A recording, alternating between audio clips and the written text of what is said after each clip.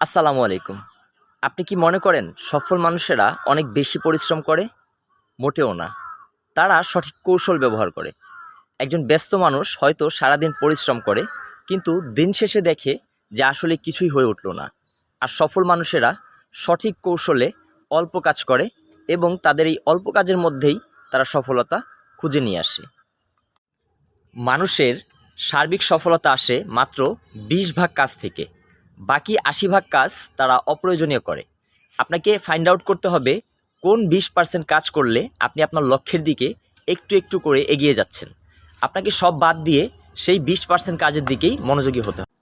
আপনি যদি একটানা 25 মিনিট কাজ করেন, তারপরে 5 মিনিট রেস্ট করেন, তাহলে আপনার কার্যক্ষমতা 200 গুণ বেশি বেড়ে যায়।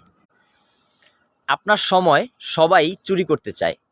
অপ্রয়োজনীয় ফোন কল, আড্ডা, রাজনৈতিক প্রোগ্রাম এইসব থেকে যদি নিজেকে বিরত না রাখতে পারেন, তাহলে নিজের স্বপ্ন পূরণ করার জন্য এবং নিজের স্বপ্নকে বাস্তবে রূপ দেওয়ার জন্য নির্দিষ্ট সময় আপনি খুঁজে বের করতে পারবেন না।